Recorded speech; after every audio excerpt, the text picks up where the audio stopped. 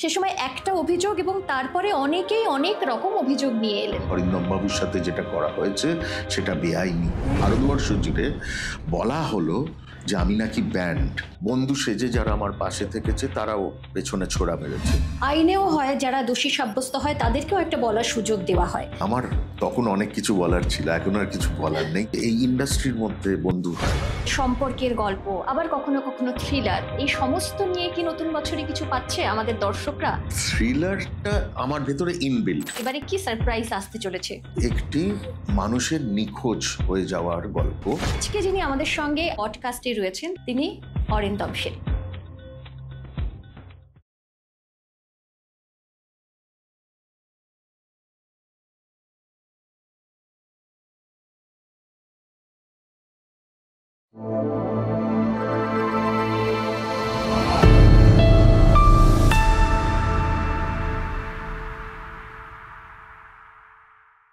নমস্কার, শুভ নববর্ষ। ডেবি আনলিস্টের প্রথম এপিসোডে আপনাদের সবাইকে স্বাগত জানাই। আর ডেবি আনলিস্ট এমন একটা প্ল্যাটফর্ম বা এমন একটা পডকাস্ট যেটা আপনাদের জন্য আগামী দিনে নিয়ে আসছে অনেক নতুন নতুন এপিসোড, অনেক নতুন নতুন অতিথিদের নিয়ে, এবং সঙ্গে থাকছে গল্প, আড্ডা, কোনো কোনো ক্ষেত্রে গানও থাকছে। তবে আজকে যিনি আমাদের সঙ্গে আমাদের এই আড্ডায় বা আমাদের এই পডকাস্টে রয়েছেন তিনি আপনাদের ভীষণ পরিচিত, আমার ভীষণ পরিচিত, আমার ভীষণ ভালো লাগার একজন পরিচালক, এবং তার সিনেমা আপনারাও ভীষণ পছন্দ করেছেন, আগামী দিনেও করবেন। তিনি অরিন্দম শীল। স্বাগত জানাই তোমাকে। নমস্কার আর শুভ নববর্ষ। শুভ নববর্ষ। একদম আজকে বছরের প্রথম দিনে আমার প্রথম এপিসোডে তোমাকে পাওয়া, এটা আমার কাছে একটা পরম প্রাপ্তি, বড় পাওয়া। Thank you. It's an honour to me also, শুরু হিসেবে আমাকে বেছে নিয়েছে। আমার নিজের জীবনে সম্পূর্ণভাবে তো যেটা করেছি সবটাই নিজের চেষ্টায় নিজের মতো করে করেছি। সেই জন্য সেটা করতে গেলে শুরুয়াতটা কত কঠিন সেটা আমি জানি, বুঝি, এবং তোমাদেরকে অনেক অনেক শুভেচ্ছা।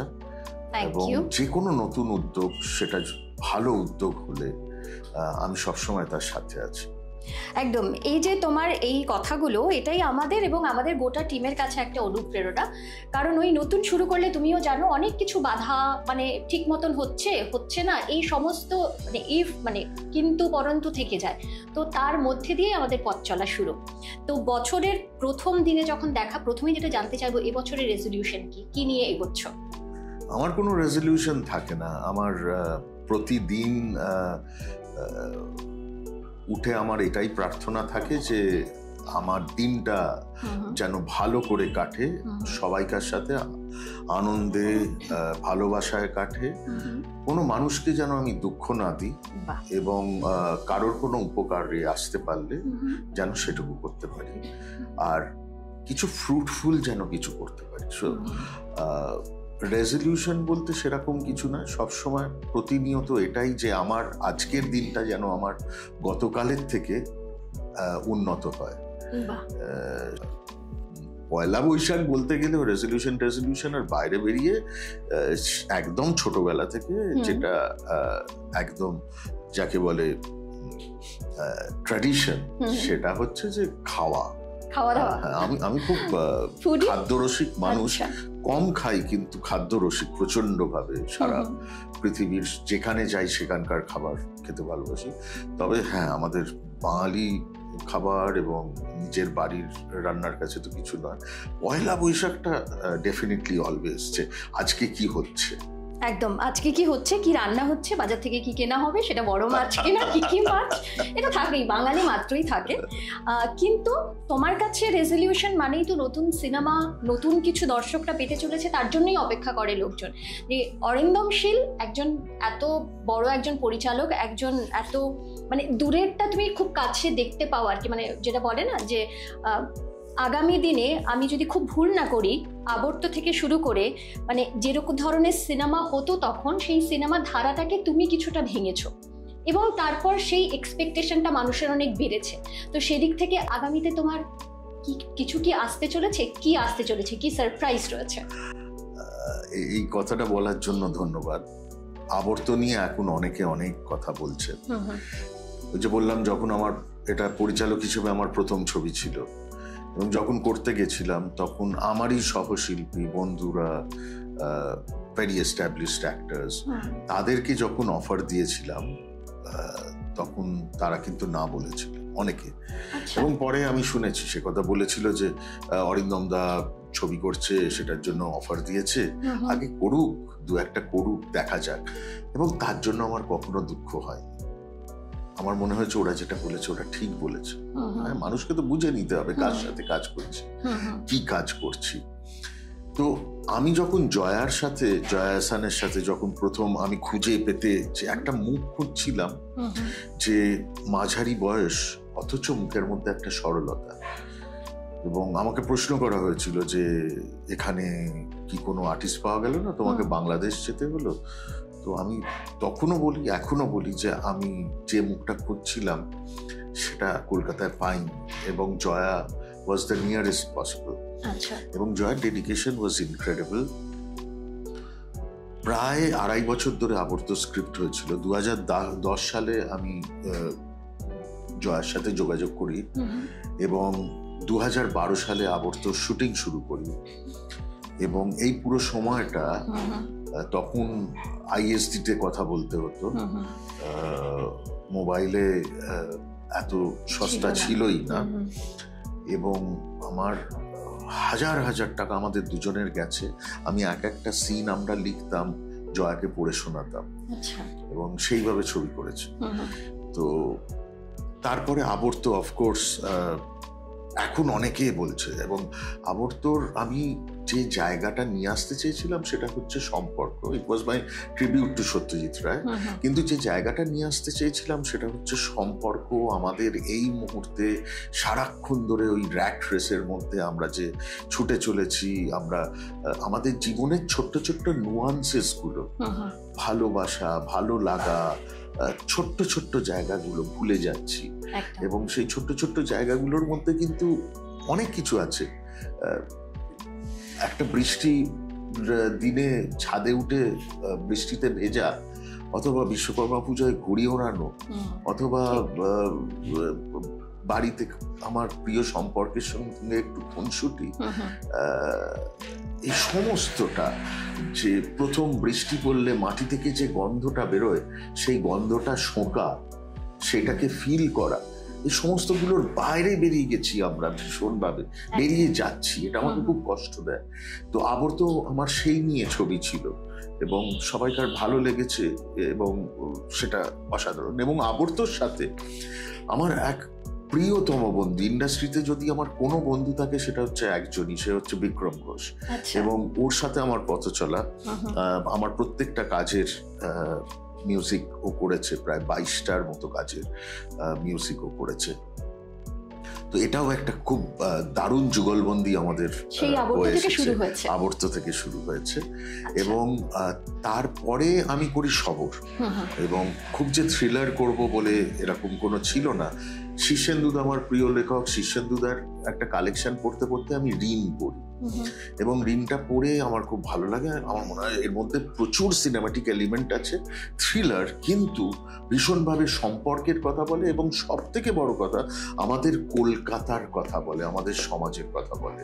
এবং আমি চোখের সামনে চরিত্রগুলোকে দেখতে পাচ্ছিলাম, কারণ আমি একটা জয়েন্ট ফ্যামিলিতে বড়, আমাদের বাড়িতে 19 জন সদস্য থাকতো একটা সময়। তো সেই বাড়িতে বড়, সেই জন্য আমার ভাবনা চিন্তা, বেড়ে ওঠা সবগুলোই একটু অন্যরকম। সেগুলো কি কোথাও তোমার সিনেমাতে আবর্ততে শুরুই হয়েছে, আবর্ত দিয়ে। ওই যে জয়েন্ট ফ্যামিলি ভেঙে যাচ্ছে, এবং একটা ভেঙে যাওয়া জয়েন্ট ফ্যামিলি, সেই ভগ্ন রূপ, সেটা আবর্ততে ভীষণভাবে এসছে। তো কলকাতার গলি ঘুচি, রাস্তাঘাট, এগুলো আমাকে বরাবর খুব, I have felt romance with Kolkata always. তো ঋণ পড়ার পর আমার এটাই মনে হয়েছিল। এবং তারপরেতে শীর্ষেন্দুদার কাছে যাই, শীর্ষেন্দুদা বলে এটা তো ঋতু করতে চেয়েছিল, ঋতুপর্ণ ঘোষ অ্যাকচুয়ালি শবর দাশগুপ্ত করতে চেয়েছিল, এবং ঋণ দিয়েই শুরু করতে চেয়েছিল। তো তখন আমি বললাম, ভাই তো অসাধারণ ব্যাপার, ঋতুদা তখন চলে গেছে। 2013 সালে বোধহয় ঋতুদা গেছে। আমার আবার তো রিলিজ হওয়ার পরেই ঋতুদা বলল যে অরিন্দম, তোর ছবিটা দেখা হয়নি, আমাকে একটা সিডি পাঠিয়ে দিবি। আমি পাঠিয়ে দিয়েছিলাম, পাঠাবার 1 সপ্তাহের মধ্যে ঋতুদা চলে যায়। So that was sad. In fact বলে রাখি, ঋতুদা আমাকে ভাইফোঁটা দিত। And it was a wonderful relationship. Wow. Yes. ঋতুদা চলে যাবার আগে 3 বছর ধরে পর আমাকে ভাইফোঁটা দিত। সেগুলো তোমার কাছে একটা মানে গুছিয়ে রাখার মতো। আমি এরকম বলতে ছোট্ট বলতে যাব, কিন্তু আমি আমার এটায় ফিরে আসি যে শবরের ক্ষেত্রে যেটা ঘটে, যে আমার লাইন প্রোডাকশন ইত্যাদি করার দরুন আমি যেহেতু মুম্বাই ফিল্ম ইন্ডাস্ট্রিতে একটা বিশাল এক্সপোজার আমার, আমি ডিটেকটিভ ব্যোমকেশ বক্সী করেছি দিবাকরের সাথে লাইন প্রডিউসার হিসেবে, কাহানির এক্সিকিউটিভ প্রডিউসার ছিলাম আমি 2টো কাহানি, এবং গুন্ডের মতো ছবি করেছি কলকাতায়। সেই সময়তে একটা 50 কোটি টাকার প্রোডাকশন বাজেট কলকাতায় আমরা করেছিলাম, এবং আমি প্রচুর টাকা বাঁচিয়ে দিয়েছিলাম, আমার মনে আছে ইয়শরাজের। মানে আমি বোধহয় পুরো প্রোডাকশনটা ওদের 37 কোটি টাকায় শেষ করেছি, মানে এতটা তাদের আলাদা ফান্ডে জমা পড়ে গেছে, মনে হচ্ছে প্রচুর টাকা বাঁচিয়েছিলাম। কিন্তু এই যে তোমার একটা ফিল্মের জার্নি, হ্যাঁ বলো না, আমি যেটা বলছিলাম যে সেই সময়তে এই যে বড় পর্দায় বড় জিনিসটা দেখার যে শিক্ষাটা ওখান থেকে পেয়েছি। আমি চিরকালই সিনেমা করব বলে কখনো ভাবিনি, কিন্তু ভীষণভাবে ওয়ার্ল্ড সিনেমা দেখেছি ইত্যাদি, কিন্তু বড় পর্দায় বড় করে দেখাটা, ওই ভিজুয়ালাইজেশনটা কিন্তু হাতে নাতে বম্বে ইন্ডাস্ট্রির কাছ থেকে শিখেছি। ক্যামেরাটা কি করে রাস্তায় খুলে ওপেন লেন্সে আমি শুট করব, অথচ কেউ আমার ক্যামেরার দিকে তাকাবে না, সেটা রপ্ত করেছি। সেই জন্য দেখবে যে শিয়ালদা থেকে শুরু করে আমার স্ট্রিট থেকে শুরু করে কলকাতার দ্য মোস্ট মানে কনজেস্টেড এরিয়াতে আমি ক্যামেরা খুলে সবর শুট করেছি, কেউ ক্যামেরার দিকে তাকাচ্ছে না। কুমারটুলি থেকে শুরু করে সমস্ত চেস সিকোয়েন্স করেছি কুমারটুলিতে।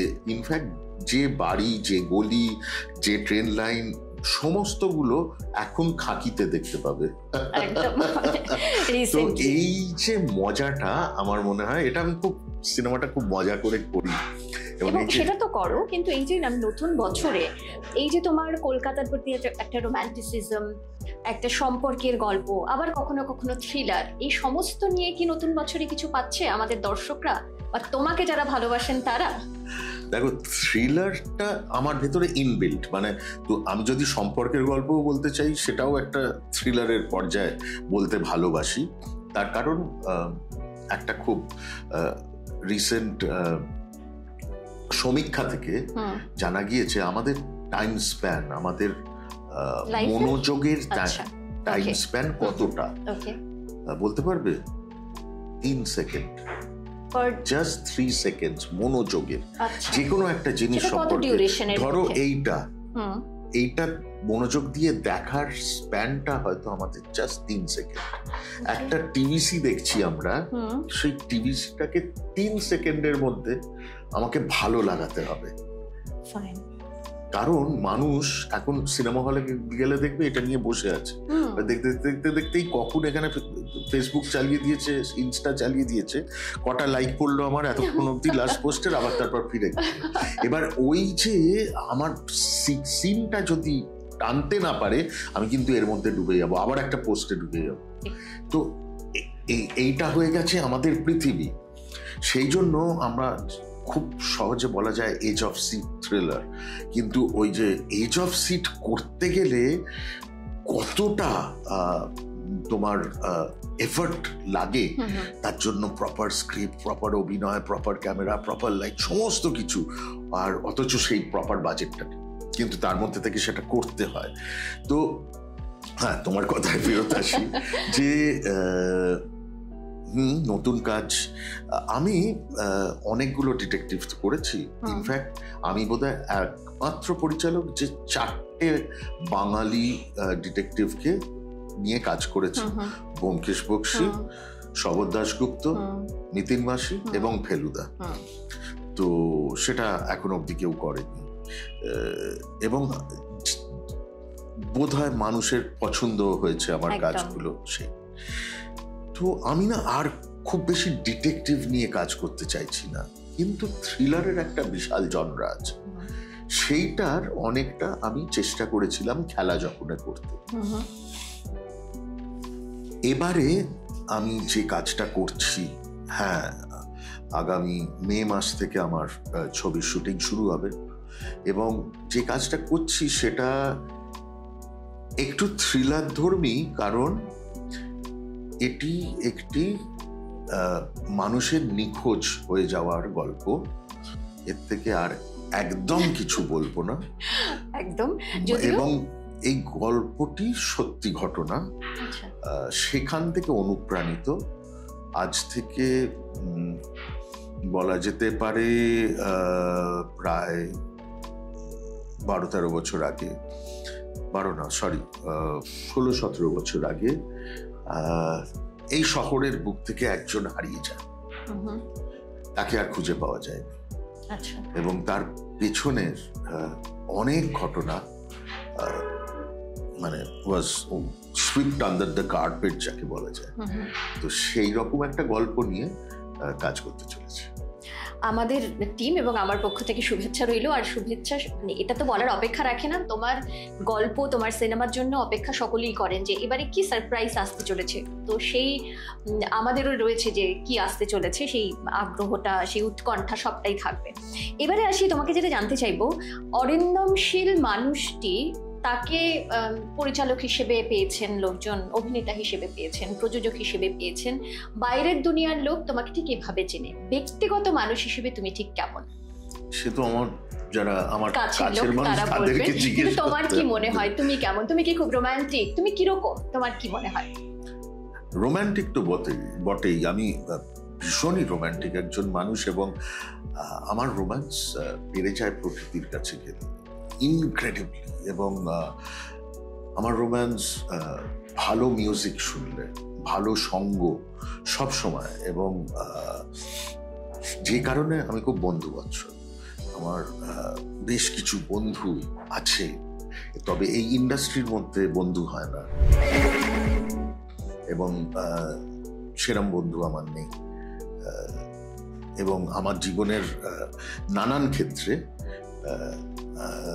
বন্ধু হিসেবে যারা আজীবনকাল 35-36 বছর আমার হয়ে গেল ইন্ডাস্ট্রিতে, বন্ধু সেজে যারা আমার পাশে থেকেছে, তারাও পেছনে ছোড়া মেরেছে। তো সেটা আমার ভবিতব্য ধরে নিয়ে মুখে হাসি নিয়ে এগিয়ে গেছি, কারণ আমি একটা কসমসে বিশ্বাস করি। আমি বিশ্বাস করি যে আমার জায়গায় যদি আমি ঠিক থাকি, তাহলে বাকি উত্তরটা কসমস দেবে, এবং দেয়ও। আমি যখন খুব ছোট ছিলাম, একটু ডাইগ্রেস করছি, আমি যখন ক্লাস 6-এ পড়তাম, তখন আমাদের এক শিক্ষক ছিলেন, তার নাম ছিল mister Kochupara. Mister Kochupara south Indian, Malayalam, এবং তিনি বলতেন, কচুপাড়া মানে জানো তো, কচুপাড়া মানে হার্ড রক। আমি হচ্ছে সেই জিনিস, নিজেকে একদম সেই শক্ত পাথরটা তৈরি করবে। তো উনি একটা কথা বলতেন সবসময়, সেই ক্লাস 6-এ, সেটা আজও আমার মনের মধ্যে গেঁথে আছে। উনি শেক্সপিয়ার খুব ভালোবাসতেন, এবং পরবর্তীকালে উনি আমাদের জুলিয়াস সিজার পড়িয়েছেন ক্লাস 9 and 10-এ, এবং ওনার পড়ানো জুলিয়াস সিজার এতটা ভালো যে আমি এখনো জুলিয়াস সিজার মুখস্থ বলতে পারি ফ্রম দ্য ফার্স্ট লাইন। তো মিস্টার কচুপাড়া সবসময় একটা কথা বলতেন, to thine own self be true, এবং এটা উনি বারবার বারবার রোজ এসে রিপিট করতেন, নিজের প্রতি সত্য থেকো। এবং পরবর্তী ক্ষেত্রে মিস্টার কচুপাড়া আজকে নেই, উনি বেশ কয়েক বছর হলো চলে গেছে, কিন্তু আজীবনকালে এই লেখাটা আমি মনে রেখেছি। আমার কন্যাকে, আমার প্রিয়তম যারা ছোটরা, তাদেরকে সবসময় এই কথাটা বলি যে নিজের প্রতি সত্য থাকাটা খুব জরুরি। তো আমি আমার সম্পর্কগুলোর কাছে I am very true, I am very honest, এবং সেখানে কোনো দ্বিধা নেই, এবং সেটার জন্য আমি পাহাড় অতিক্রম করতে পারি at any point of time. I can do the impossible. ওই ভালোবাসার জন্য অনেক কিছু করতে পারি। তো আমার বন্ধু বান্ধবরা আমার বড্ড প্রিয়, এবং আমার জীবনটা ওই আমার এই আমার কাজের জগতের বাইরে আমার সেই সব বন্ধুরা ঘিরে রেখেছে, এবং তাদের কাছ থেকে আমার অনেক প্রাপ্তি। আর সেইটা একটা, আমি খুব মিউজিক ভালোবাসি, পড়তে ভালোবাসি, প্রচন্ড পড়তে ভালোবাসি। মানে আমার প্রত্যেকটা জায়গায়, আমার বাগান বাড়িতে, আমার বাড়িতে, আমার অফিসে, প্রত্যেকটা জায়গায় একটা করে লাইব্রেরি আছে, এবং এক লাইব্রেরি মানে বিশাল লাইব্রেরি, বই কিনতে কিনতে কিনতে কিনতে এমন অবস্থা। প্রথম লাইব্রেরিটা আমি অ্যাকোয়ার করেছিলাম আমার বাবার থেকে। আমার বাবার বিরাট কালেকশন ছিল, এবং আজকে আমার সেই কালেকশনে প্রচুর রেয়ার বই আছে। মানে বার্নার্ড শর ফার্স্ট এডিশন আছে আমার, হ্যাঁ, সেটা সোনার জল দিয়ে তখন বাঁধানো হতো, সেই এডিশন আমার কাছে আছে। আর অনেক 250 বছরের পুরনো বই আছে, গীতা আছে প্রায় 270 বছরের পুরনো। তো সেরকম তো বই পড়াটা আমার একটা নেশা। নিজের মধ্যে থাকাটা, বেড়াতে যাওয়া, বছরে তো 2 বার তো বিদেশে যাই, এবং দেশের মধ্যে তো অগন্তি, সুযোগ পেলেই বেরিয়ে যাই। একদম, তারপরে প্যাশন বা ভালো লাগা অনেক কিছু রয়েছে। অরিন্দম দা, যারা তোমার খুব কাছের বন্ধু, বা যাদেরকে তুমি বন্ধু বলছো, বা যারা তোমাকে খুব কাছ থেকে চেনে, তারা সকলেই জানে তুমি ব্যক্তিগতভাবে ভীষণ ফ্যামিলি পার্সন, খুব ভালোবাসো পরিবারের সঙ্গে সময় কাটাতে, এবং যারা তোমাকে সোশ্যাল মিডিয়াতে ফলো করে তারাও মোটামুটি বুঝতে পারে। তো এই যে একটা দিকে তোমার একটা প্রফেশন, এবং সেখানে বোধহয় তুমি 24 ঘন্টাই ব্যস্ত থাকো, মানে ঘুমের মধ্যেও বোধহয় এগুলো নিয়ে ভাবতে থাকো বা স্বপ্ন হয়, কিন্তু তার পাশাপাশি ফ্যামিলিকে ততটা সময় তুমি দাও। তো এই যে দুটো ম্যানেজ করা, বা ফ্যামিলির সঙ্গে সময় কাটানো, ফ্যামিলিকে ইম্পর্টেন্স দেওয়া, এটা কতটা গুরুত্বপূর্ণ একটা ভালো ম্যারেজের জন্য? একটা ব্যালেন্স খুব প্রয়োজন। আমার কাজের জায়গা এবং আমার পরিবার, যা যা আমার কাছে প্রিয়, যা যা নিয়ে আমার জীবন, সেই সব কিছুর সাথে একটা তাল মিল, ব্যালেন্স প্রয়োজন। এবং সেই ব্যালেন্সটা সংযমের শিক্ষা থেকে আসে। সেই ব্যালেন্সটা ভীষণভাবে নিঃস্বার্থতার থেকে আসে। সারাক্ষণ ধরে যদি একটা স্বার্থপর জীবন আমরা যাপন করতে চাই, যে আমি আমি আমি আমি আমি যখন খুব কম বয়সে, তখন খুব কম বয়সে আমি ক্লাস 10-এ পড়তে পড়তে বিবেকানন্দর কর্মযোগ পড়েছিলাম, এবং বাকি যোগগুলো প্রথমে বুঝতে পারিনি। কর্মযোগের প্রথম পাতাটা আমার 3 দিন ধরে একই পাতা পড়ে যাচ্ছি, এবং অসম্ভবভাবে আমি ইনফ্লুয়েন্সড হয়েছিলাম।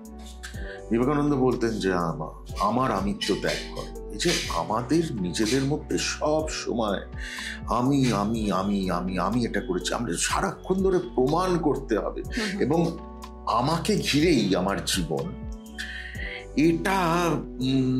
এটার থেকে আমি বাইরে বেরোবার চেষ্টা করেছি। আমার বাড়িতে আমার ছবির কোনো পোস্টার নেই, আমার বাড়িতে আমার সিনেমা সংক্রান্ত কিছুই নেই।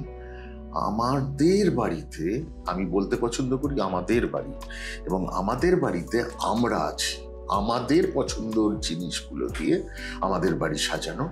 সেটা বহু পেন্টিংস আমাদের পছন্দ, অনেক দিন ধরে সেসব কালেক্ট করা। সেটা যামিনী রায় হতে পারে, প্রকাশ কর্মকার হতে পারে, কিন্তু প্রচুর পেন্টিংস দিয়ে আমাদের বাড়ি সাজানো, আমার বইপত্র দিয়ে সাজানো, নিজেদের ভালো লাগার জিনিসপত্র দিয়ে সাজানো। কিন্তু কোথাও একটা আমি কখনো সেটাকে এটা আমার জায়গা বলে করতে চাই। পরিবার আমার কাছে খুব প্রিয়, এবং পরিবার ছাড়া সেই সাপোর্ট আসে না। কারণ আমি অনেক টালমাটালের মধ্যে দিয়ে জীবনযাপন করেছি, অনেক কিছু গেছে আমার, যেটা অনেক সময় আমার এক্সিস্টেন্সকে টলিয়ে দিয়েছে। এরকম বহু প্রশ্ন উঠেছে আমাকে নিয়ে, কিন্তু সে সময়গুলো আমি সেল করতে পেরেছি যে সেটা মিথ্যে, সেটা মিথ্যাচার। তার কারণ আমার পরিবার আমার সাথে থেকেছে, এবং আমার পরিবার has always been rock solid with me, এবং সেই মিথ্যাচারগুলোকে খুব স্বচ্ছভাবে দেখতে পেরেছে। এটা ওই বন্ডিং ছাড়া সম্ভব হয় না। আমি পরিবারকে ধরে রাখার জন্য অনেক কিছু করেছি, আমি অনেক স্যাক্রিফাইস করেছি, ইন দ্য সেন্স যে আমার জীবনের প্রথম সম্পর্ক যখন 6-6.5 বছরের পর শেষ হয়ে যায়, তখনও আই ওয়াজ ক্যান্ডিড যে রিলেশনশিপ ইজ নট ওয়ার্কিং, এবং একটা সম্পর্ক যখন কাজ করছে না, যখন আমরা একে অপরের থেকে কাউকে কিছু দিতে পারছি না, কন্ট্রিবিউট করছি না, তাহলে সেই সম্পর্ক টেনে নিয়ে যাওয়ার কোনো মানে হয় না। তো তার মানে এই নয় যে একে অপরে ক্রিমিনাল, সেটা নয়, দুটো ভালো মানুষও হয়তো একসাথে নাও কাটাতে পারে। তো সেই হিসেবে আমি সরে গেছি, কিন্তু সেই সরে যাওয়া আমি আমার মতো করে সরেছি, কিন্তু অপরদিকে নানান কুৎসা, নানান কিছু বারবার রটানো হয়েছে। আমার এই সম্পর্ক, আমার এই পরিবার আমার প্রায় 26 বছরের ওপর কেটে গেল, একটা 6 বছর আর একটা 26 বছর। তো এই সম্পর্কে যখন ঢুকেছিলাম তখন বলা হয়েছিল যে বেশি দিন টিকবে না, কিন্তু আমার সন্তানকে ঘিরে, সনিকাকে ঘিরে, শুক্লাকে ঘিরে আমার যে জীবন, সেটা একান্তই আমার, এবং সেটাকে প্রোটেক্ট করার জন্য আমি আজীবনকাল লড়ে গেছি এবং লড়ে যাব। অনেকে অনেক নানান কথা বলে, জানো তো, কিন্তু একটা সময়ের পর তোমাকে বুঝে নিতে হবে যে আমি কখন চোখ বন্ধ করব, কখন কান বন্ধ করব, কারণ সবাইয়ের প্রতি কান পেতে থাকলে, চোখ পেতে থাকলে জীবনযাপন করতে পারবে না। তাহলে না, ওই যে পাহাড়ের ওপারে যে সূর্যটা ওঠে সেটার দিকে তাকাতে পারবে না। এটা যখন একটা বিস্তীর্ণ সমুদ্রের সামনে গিয়ে দাঁড়ায়, বিস্তীর্ণ পাহাড়ের সামনে গিয়ে দাঁড়ায়, যখন ওপর থেকে পৃথিবীটাকে দেখি কোনো ফ্লাইট থেকে, তখন মনে হয় যে আমরা সত্যি কত ক্ষুদ্র, পুরো বিশ্ব সংসারের কাছে আমরা এতটাই ক্ষুদ্র, এবং সেই ক্ষুদ্রতাগুলোকে আমরা বড় করে যে ক্লেশ একে অপরের প্রতি দেওয়ার চেষ্টা করি, কখনো কি ভাবি যে দুঃখটা আমি তোমাকে দিচ্ছি, সেই দুঃখটা আমি পেলে আমি সহ্য করতে পারবো তো? একদম। তুমি কি কর্মায় বিলিভ করো? হ্যাঁ, ভীষণভাবে, একদম। I believe in the cosmic cycle, এবং এই পুরো কসমস আমাদের গাইড করে, ভীষণভাবে গাইড করে। তাই আমার ওপর আমার যখন কোনো চরিত্র হনন হলো আমাকে নিয়ে, তো আমি বারবার এইরকম কথাই নিজের মধ্যে ভেবে নিয়েছি যে হ্যাঁ, এটা আমার কর্মের ফল, এবং কোনো একটা কর্ম, কোনো সময়কার কোনো কিছু আমার আমার আমার আমার ট্র্যাডিশনের, আমার ফেলে আসে সমস্ত কিছু, this is part of cosmos. Cosmos আমাকে শিক্ষা দিতে চেয়েছে, এবং সেই শিক্ষাটা আমি নিচ্ছি। কিন্তু এই যে ধরো এমন একটা সিচুয়েশন, এবং যখন তোমার পাশে তোমার পরিবারকে পেয়েছো, কিন্তু সেই সময়টা তো একটা মানে, তখন আমার পাশে শুধু পরিবার পাইনি, আমি তখন আমার পাশে বহু বহু বন্ধু পেয়েছি, যাদেরকে নতুন করে আবার চিনেছি, যারা এক কথায় এসে বলেছে যে এটা সম্পূর্ণ মিথ্যে। আজকে সবাই বলছে এটা মিথ্যাচার, আজকে অ্যাডমিনিস্ট্রেশন থেকে শুরু করে সব জায়গা থেকে প্রমাণিত হচ্ছে যে এটা it has been a frame up, সমস্ত কিছুই, এবং তার অনেক প্রমাণ আমার কাছে আছে। কিন্তু ওগুলোর মধ্যে আমি একদম যেতে চাই না, একদম যেতে চাই না। তার কারণ হচ্ছে ওই যে কসমস, যে যার কেউ আমার কাজ বন্ধ করার চেষ্টা করেছিল, দুঃখের কথা তাদের কাজ বন্ধ হয়ে গেছে। কিন্তু নিজেকে ওই সময়টা সামলেছো কি করে? মানে নিজের তো আমার প্রার্থনা, আচ্ছা, আমার আই প্রে এভরি ডে, আমার মন্ত্র শক্তি, এবং আমার বিশ্বাস, জীবনের প্রতি আমার বিশ্বাস যে এভরি রং টাইম সবসময় পার হয়ে যায়, এবং তুমি যদি সাকাম করো না, জীবন তোমাকে পরীক্ষা করতেই থাকবে। তোমার সব থেকে যখন খ্যাতির শীর্ষে চলে গেছো তুমি, তখনও পরীক্ষা করবে। বিনোদ বিহারী মুখোপাধ্যায়ের মতো শিল্পীর আস্তে আস্তে, তিনি তো চোখে দেখতে পান না, বিটোভেনের মতো মানুষ তিনি কানে শুনতে পান, শেষের দিকে তোমাকে পরীক্ষা করবে, সব সময় পরীক্ষা করবে, সেটাকে তোমায় উত্তীর্ণ হতে হবে। কিন্তু তখন কষ্ট হয়নি? দেখো, সাধারণত যেটা হয়, আইনেও হয়, যারা দোষী সাব্যস্ত হয় তাদেরকেও একটা বলার সুযোগ দেওয়া হয়, এবং তোমার ক্ষেত্রে তখন খুব মন থেকে কষ্ট হতো না যে এরকম একটা সিচুয়েশন যেখানে তোমারও অনেক কিছু বলার আছে?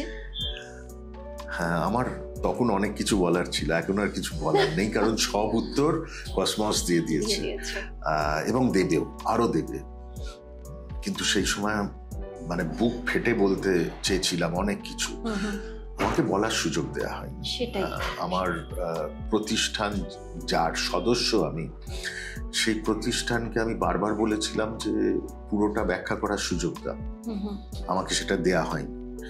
আমার সদস্য পদ কেড়ে নেওয়া হয়, কিন্তু পুরো প্রেস, পুরো মিডিয়া, সর্বত্র সারা ভারতবর্ষ জুড়ে বলা হলো যে আমি নাকি ব্যান্ড। আমি এক্ষুনি তোমাকে একটা মেল পড়ে শোনাতে পারি, যেখানে সেই আমার গিল্ডের থেকে আমাকে মেল দেওয়া হয়েছিল যে তোমাকে, তোমার রাইট টু লাইভলিহুড কেড়ে নেওয়া হয়নি, শুধুমাত্র তোমার সদস্য পদ।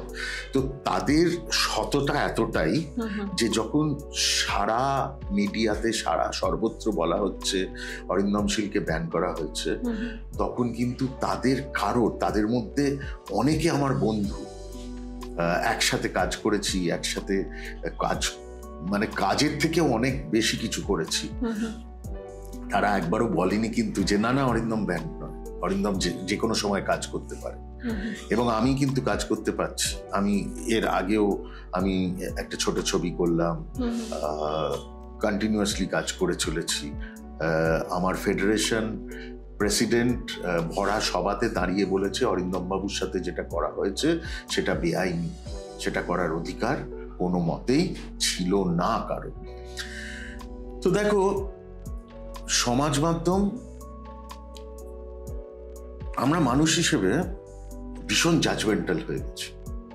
আমরা মানুষ হিসেবে যে কোনো একটা ঘটনা ঘটলো, যা কিছু হলো, সেটা কোন পরিপ্রেক্ষিতে, কিভাবে, কেন, এটা নিয়ে না ভাবার চেষ্টা করি না।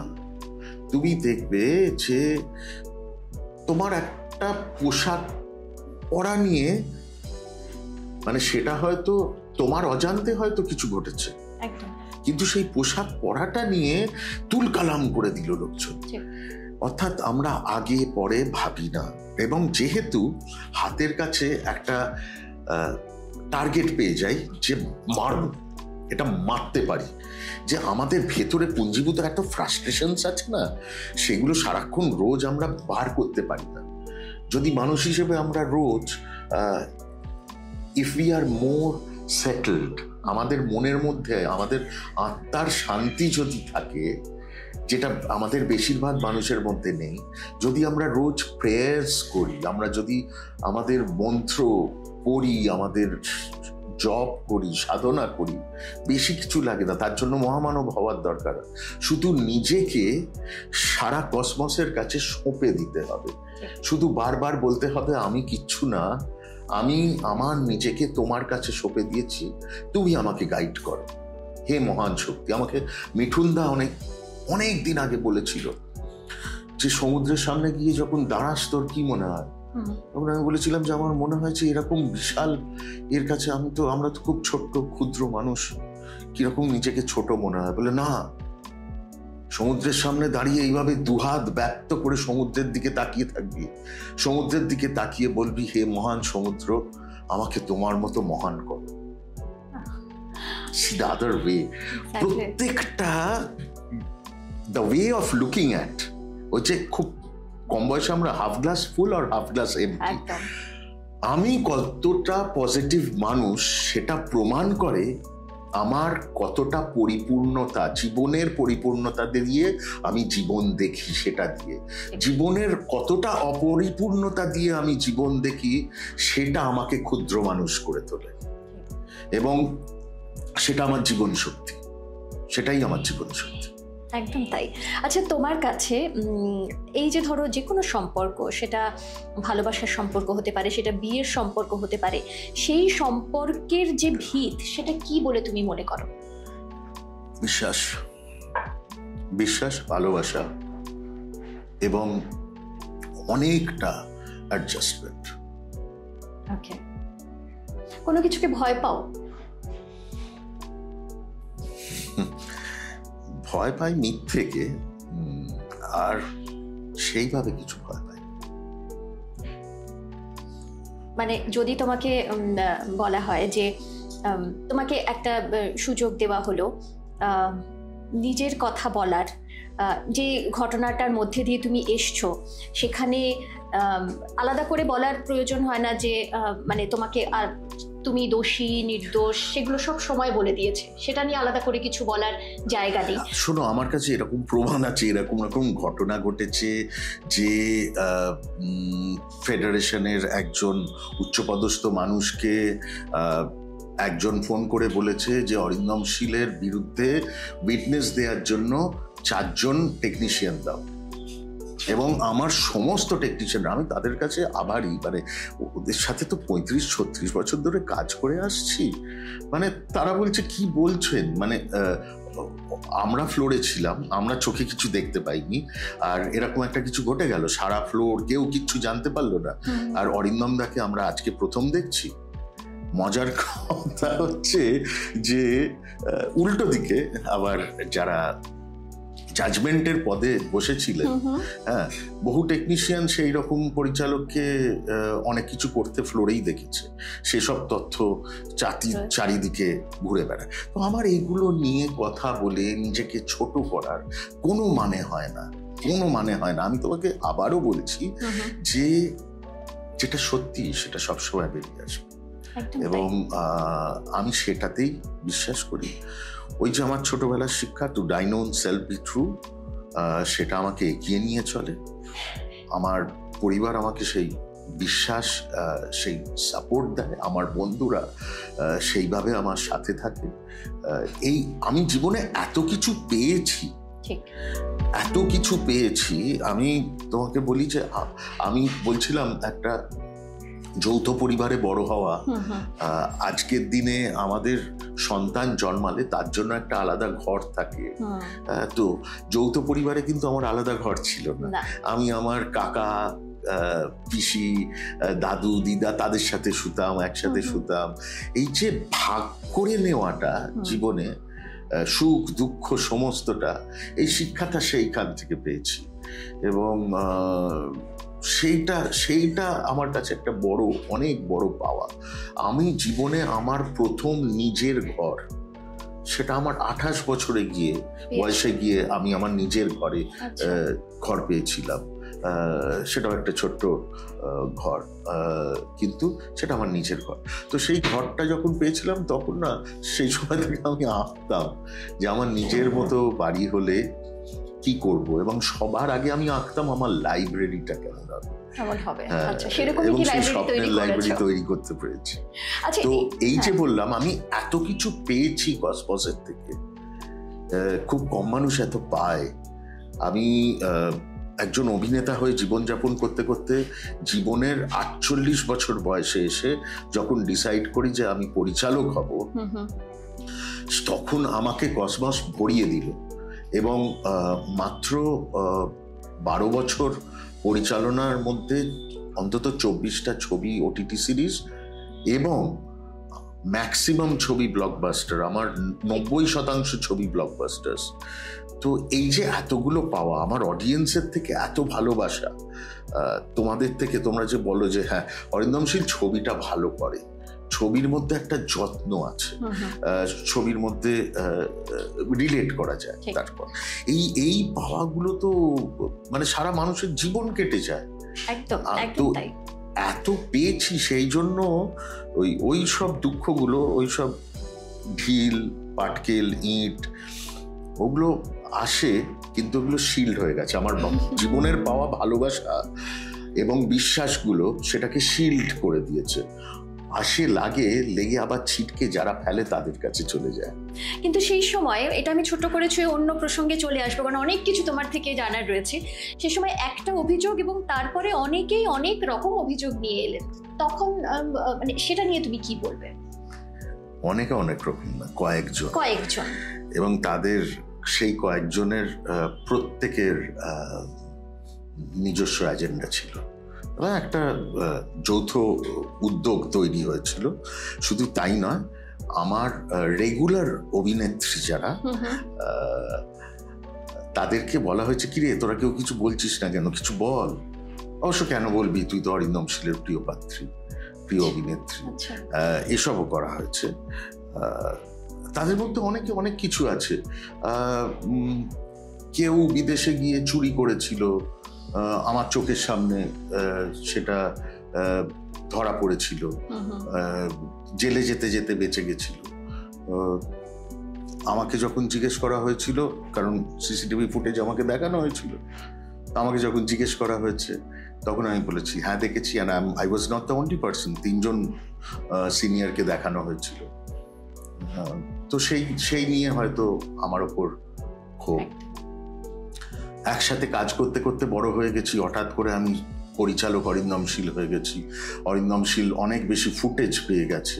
ফুটেজ তো কেউ কাউকে দেয় না, ফুটেজ কসমস দেয়। ওখানে সমস্তটা ডিজাইন করা আছে, কে কত। এবং আমার এই পাওয়ার মধ্যে যদি আমার কোথাও কোনো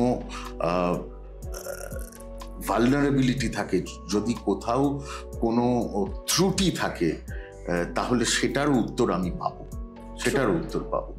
তো এইরকম অনেক ঘটনা বলতে পারি। তো সেগুলো নিয়ে কথা বলে লাভ নেই। মানে একটা আন্দোলন ঘটলো এই শহরের বুকে, এবং সেই আন্দোলনের মধ্যে রাস্তায় গিয়ে অনেকে বসলো যারা তার বদলে মোবাইল ফোন নিয়েছে, অ্যাপিয়ারেন্স ফিজ নিয়েছে, এবং সেটা তাদেরই সঙ্গী সাথীরা এখন বলে বেড়াচ্ছে। তো it's disgraceful, it's absolutely disgraceful. আমরা মানুষ হিসেবে নিজেদেরকে কতটা ছোট করতে পারি, কতটা বেচতে পারি, এবং কতটা প্রয়োজনে অন্যের ক্ষতি করতে পারি। তখন একবারও ভাবি না যে এর যে ক্ষতিটা করছি সেই ক্ষতিটা আমারও হতে পারে। এমন একজন মানুষকে আমি ভীষণ রকমভাবে বিশ্বাস করেছি, ভালোবেসেছি, কাজ দিয়েছি, সমস্ত কিছু, সে একবারও আমার কাছে জিজ্ঞেস করার প্রয়োজন মনে করলো না। বারবার একটা কথা, যে এটা হয়, এটা ঘটে, যে আমি সবাইকার সামনে আমি কিভাবে অভিনয় করে দেখাই, যেহেতু আমি অভিনেতা থেকে পরিচালক হয়েছি, তো এবং সেটা ছোট বড় সবাইকে মিলিয়ে আমি সবসময় অভিনয় করে দেখাই, এবং সেই কারণে কাজের সুবিধা হয়। তো অভিনয় করে দেখানোটা দোষের, এবং কি ঘটছে না ঘটছে সেটা তো চোখের সামনে। একটা শুটিং যখন চলে তখন ঘরের মধ্যে 15 জন থাকে, এবার সবাই এটা জানে, ওকে, সবাই এটা জানে, বোঝে, কিন্তু ঘটনাটা যখন বলা হলো তখন এটা বিকামস আ ওয়াইল্ড ফায়ার। কেন? তখন আমরা ওগুলো ভাবার চেষ্টা করছি না। তখন আমাদের মন বলছে, এই পাওয়া গেছে, একজনকে ঢিল ছোঁড়ার সুযোগ পাওয়া গেছে, একজনকে খারাপ বলার সুযোগ পাওয়া গেছে। এই যে সুযোগের অপেক্ষায় আমরা মানুষ হিসেবে সারাক্ষণ থাকি, যে অন্যের কতটা ক্ষতি করব, অন্যকে খারাপ বলবো, যে অন্যকে খারাপ বলতে পারলে আমার একটু ভালো লাগে। এইটা না একটা গোষ্ঠীবদ্ধ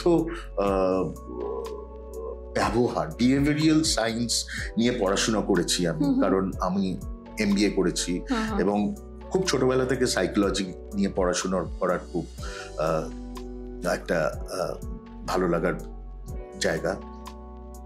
তো দিস ইজ ক্লাসরুম সাইকোলজি।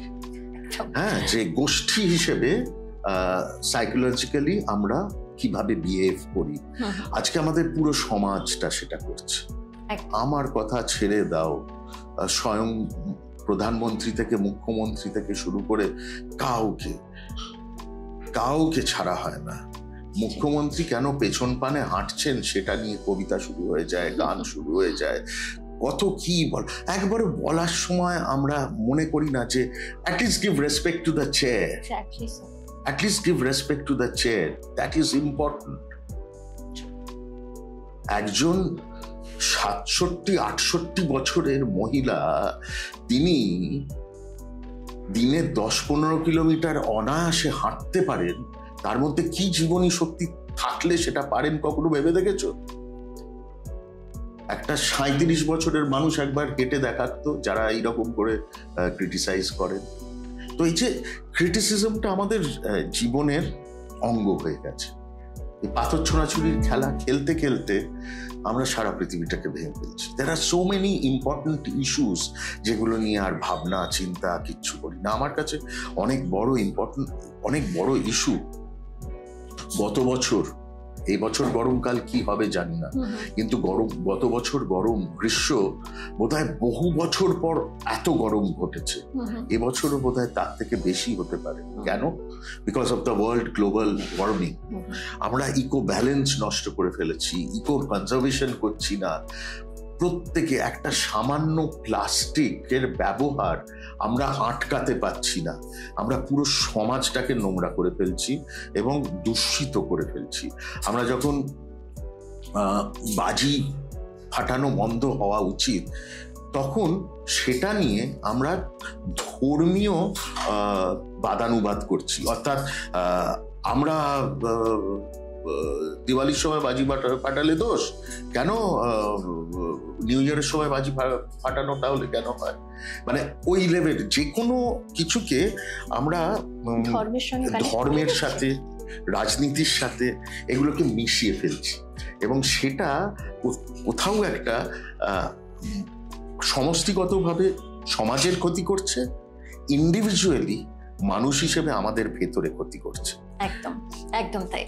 তোমাকে একটা কথা বলে আগের প্রসঙ্গটা সম্পূর্ণভাবে আর ওটা নিয়ে বেশি কথা, সেটা হচ্ছে যে লক্ষ্য করে দেখবে যে যারা আঙুল তুলেছে তাদের বেশিরভাগই আমার সাথে কখনো কাজ করেন বা করে না।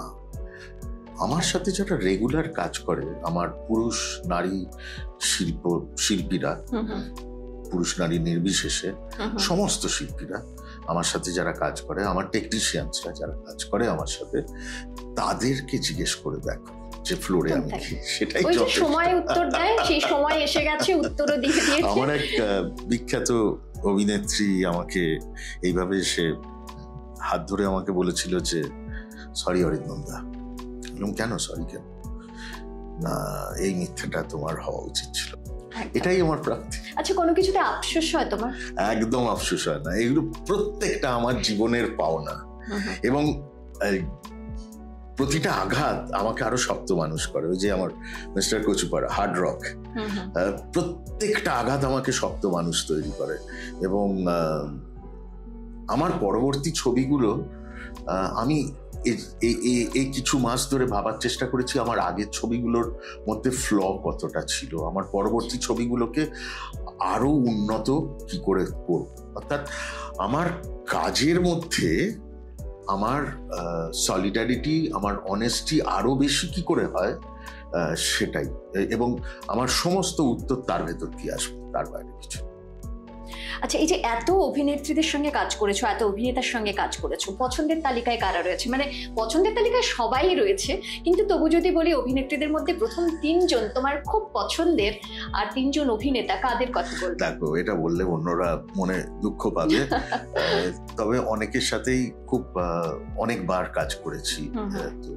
তো যাদের সাথে অনেকবার ধরে কাজ করেছি, ডেফিনেটলি তাদের নাম নেওয়ার দরকার নেই, বুঝতেই পারছো কাদের কথা বলছি, কিন্তু তারা ডেফিনেটলি আমার খুব প্রিয়। তাদের সাথে কোথাও ওয়েভলেন্থ এবং কাজ করাটা সহজ হয়।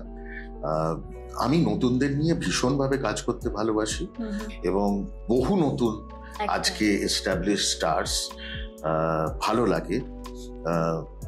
এমন একজন অভিনেত্রী যাকে যখন নিয়েছি তখন অন্যান্য পরিচালক প্রযোজকরা পর্যন্ত বলেছে যে ওর মধ্যে কি দেখো, how can she be a lead. তো আজকে তাকে লিড হিসেবে অভিনয় করানোর জন্য অনেকে দৌড়ে বেড়াচ্ছে। তো এইগুলো আমার অ্যাচিভমেন্ট। আমি একজন অভিনেতাকে তাকে ছাড়া কাজ করব না বলে আমার প্রযোজকের সাথে 1 মাস কথা বলি, কারণ সে নেবে না, আমি নেব।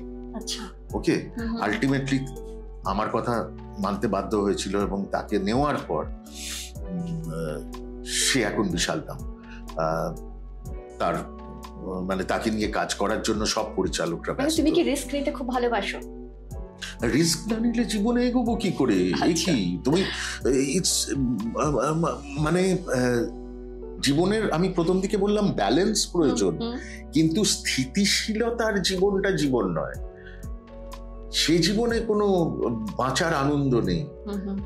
ওয়েভস আসবে, ঝড় আসবে, সেগুলোকে তোমাকে একটা খুব সহজ,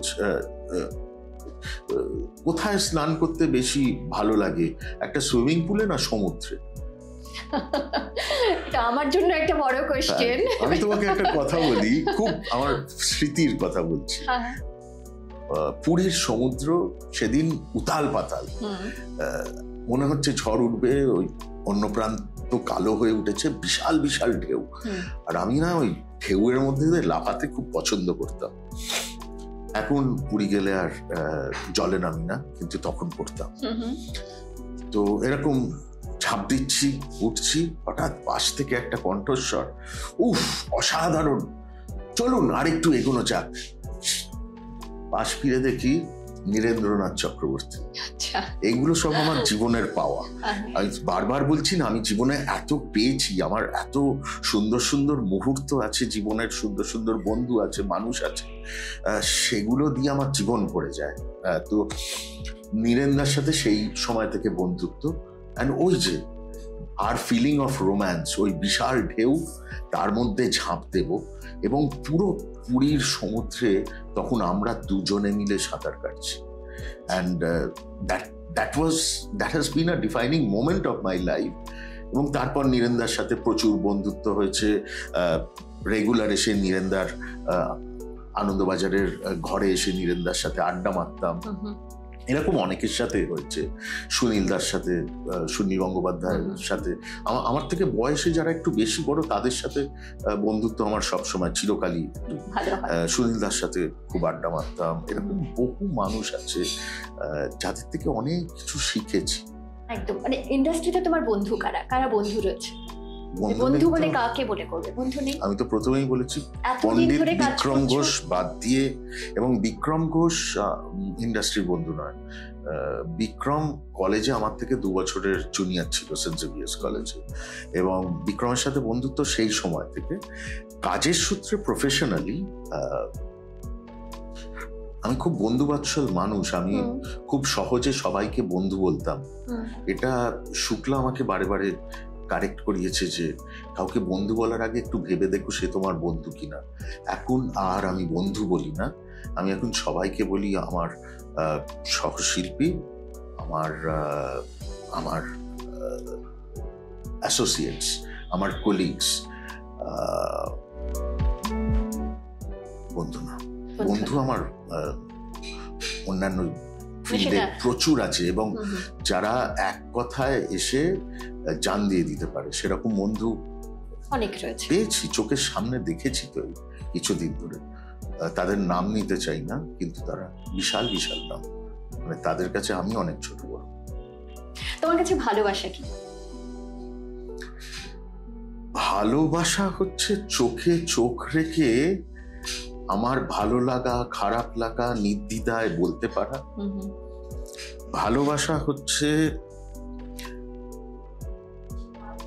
চোখে চোখ রেখে আবারও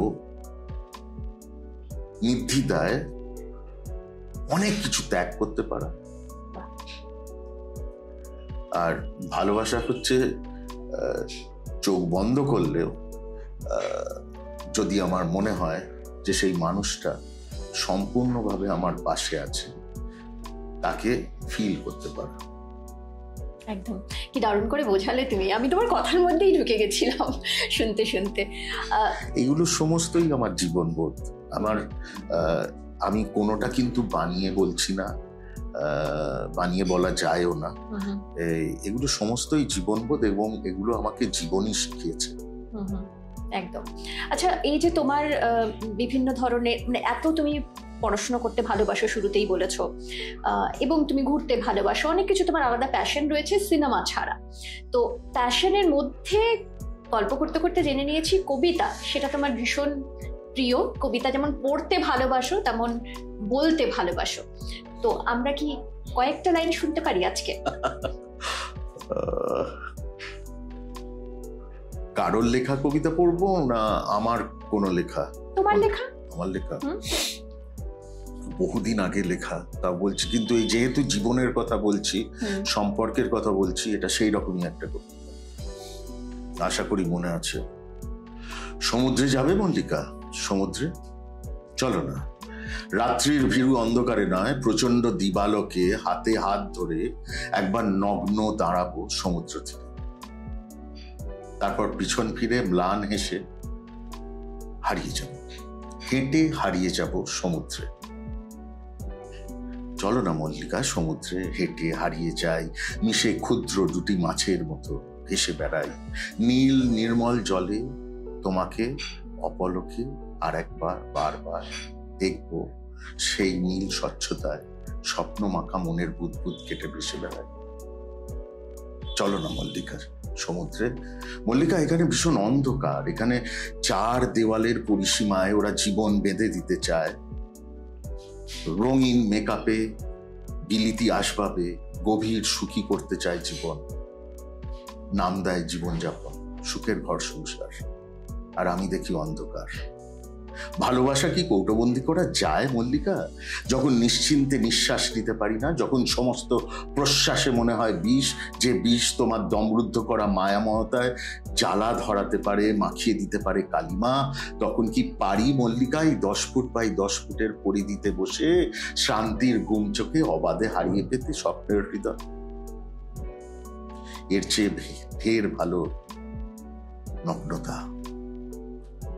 সমুদ্রের বিশালতার কাছে আমাদের ভালোবাসা যখন বিশাল আকার নেবে, যখন দু তালুতে তোমার ক্লান্ত মুখ তুলে ভালোবাসি ভালোবাসি বলে ভালোবাসার প্রমাণ দিতে হবে না, তখনই তো স্বপ্ন মিশে যাবে বাস্তব। সমুদ্রে যাবে মল্লিকা, সমুদ্রে চলো না। কি অপূর্ব, পুরো গল্পে মনে হলো তুমি এই গল্পটা বলছো আর তোমার লেন্সের মধ্যে দিয়ে আমি পুরো দেখতে পাচ্ছি, পুরো মানে আমি ভিজুয়ালাইজ করলাম পুরো বিষয়টা। একটা ছোট্ট কবিতা আর একটা বলে দিচ্ছি, এটা আমার খুব প্রিয় কবি। খুব যারা জানে তারা জানে, তুষার রায়ের একটা কবিতা। তুষার রায়ের কবিতা অ্যাকচুয়ালি আমার বাবার বন্ধু ছিলেন, আমাকে ইন্ট্রোডিউস করেছিলেন। ব্যান্ডমাস্টার বলে একটা বই ছিল, অপূর্ব বই, সেটার থেকেই একটা কবিতা। বিদায় বন্ধুগণ, এই গনগনে আঁচের মধ্যে শুয়ে শিখার রুমাল নাড়ছি, নিভে গেলে ছাই ঘেটে দেখে নিও পাপ ছিল কিনা। এখন আমার কোনো কষ্ট নেই, কেননা আমি জেনে গিয়েছি দেহ মানে কিছু অনিবার্য পরম্পরা। দেহ কখনো প্রদীপ, সলতে, ঠাকুরঘর। তবু তোমরা বিশ্বাস করনি। বারবার বুক চিরে দেখাইছি প্রেম, বারবার পেশি, অ্যানাটমি, শিরাতন্তু দেখাতে বসাই আমি গেঞ্জি খোলার মতো খুলেছি চামড়া নিজেরই শরীর থেকে টেনে, তারপর হার মেনে। বিদায় বন্ধুগণ, এই গনগনে আঁচের মধ্যে শুয়ে শিখার রুমাল নাড়ছি, নিভে গেলে ছাই ঘেঁটে দেখে নিও পাপ ছিল কিনা। কিন্তু বিদায় বন্ধুগান বলার সময় আমার আসেনি, একদমই না। কিন্তু আমার অনেকগুলো ছবি সামনে আসছে এবং আমার সমস্ত উত্তর, আমার সমস্ত জীবনের প্রতি ভালোবাসা, আমার মূল্যবোধ, আমার জীবনকে বোঝা জানা, সবটাই আমার কাজের মধ্যে দিয়ে বেরিয়ে আসবে। একদম তাই। আমাদের সকলের এবং দর্শকদেরও শুভেচ্ছা সবসময় তোমার সঙ্গে আছে, এবং ওই তোমার সিনেমার জন্য অপেক্ষা থাকেই। মাঝখানে সবার একটুখানি যখন শোনা যাচ্ছিল যে না কিছুদিন হয়তো তোমার সিনেমা পাওয়া যাবে না, তখন অনেকের মন খারাপ হয়েছিল। আমার মনে হয় আজকে এটা দেখার পরে অনেকে সেই মন খারাপটা ভালো হয়ে যাবে যে আসছে, কিন্তু মুক্তি কবে পাচ্ছে। আমার জন্য যদি কারোর সত্যি মন খারাপ হয়ে থাকে, আমার দর্শকদের, তোমাদের দেবী আনলিস্টের মাধ্যমে, এই পডকাস্টের মাধ্যমে তাদের কাছে ক্ষমা চেয়ে নিচ্ছি। এটা অভিপ্রেত ছিল না। একদম তাই। Thank you so much Arindam দা, এতটা সময় তুমি এত ব্যস্ত, কারণ আমি জানি যেহেতু আগামী কয়েকদিনের মধ্যেই তোমার শুটিং শুরু হচ্ছে, তার আগে প্রচুর কাজ, সেটা নিয়ে এত ব্যস্ত থাকো, তারপরে তোমার নিজের কাজ রয়েছে, আর ওই যে শুরুতেই বলছিলাম তুমি প্রচন্ড ফ্যামিলি ম্যান, সেই কাজ রয়েছে, তার মধ্যে তুমি এতটা সময় আমাদের এখানে দিলে, থ্যাংক ইউ সো মাচ। খুব ভালো কাটুক নতুন বছর পরিবারের সঙ্গে, শুক্লা বৌদির জন্য, তোমার মেয়ের জন্য, সকলের জন্য আমাদের তরফ থেকে অনেক শুভেচ্ছা। অনেক অনেক ধন্যবাদ, এবং দেবী আনলিস্টের সমস্ত দর্শকদের আপনাদেরও নতুন বছরের অনেক অনেক শুভেচ্ছা। আপনারা সকলে খুব আনন্দে থাকুন, ভালোবাসায় থাকুন, এবং আপনাদের জীবন আরো সুন্দর হোক। Thank you. তবে যাদের কথা না বললেই নয়, আজকে আমাদের যে দেবী আনলিস্টের প্রথম এপিসোড, এবং আমরা যেখানে বসে এপিসোডটা করছি, আমাদের venue partner steam and marks Jodhpur park, এবং আমাদের আরো দুজন পার্টনার রয়েছে, বাঞ্ছারাম, মিষ্টি মানেই বাঞ্ছারাম, আপনারা জানেন। আমি একটু নিয়ে নেব অরিন্দম দা, small token gift from Bancharam from দেবী আনলিস্ট। Thank you so much. আর আমাদের গিফট পার্টনার অরিন্দম দা, B Motiram silver jewellery. Thank you, most welcome. এভাবেই সঙ্গে থেকে অরিন্দম দা, এবং আমাদের জন্য মানে সবসময় চাইবো যে তোমাদের আশীর্বাদ, তোমার আশীর্বাদ, শুভেচ্ছা সবসময় আমাদের সঙ্গে। সবসময় বলি আশীর্বাদ কসমসের। আমরা শুধু মানুষ হিসেবে একে অপরকে ভালোবাসতে পারি, এবং তাদের জন্য we could ask good wishes এবং blessings, এবং সেইটাই যেন চলতে থাকে। একে অপরকে বোঝার শক্তি, একে অপরকে ভালোবাসার শক্তি, যেন আমরা সবসময় তাতে ঋদ্ধ হই। সঙ্গে থাকবেন সবাই দেবী আনলিস্টের অন্যান্য অনেক পর্ব, অনেক অতিথি, এবং তাদের অনেক গল্প কথা নিয়ে আগামী দিনে তো আসবোই, এবং এভাবেই সঙ্গে থাকবে। নতুন বছর খুব ভালো কাটুক, পরিবারের সঙ্গে কাটুক, বন্ধু বান্ধবদের সঙ্গে কাটুক, এবং আনন্দে কাটুক। নমস্কার।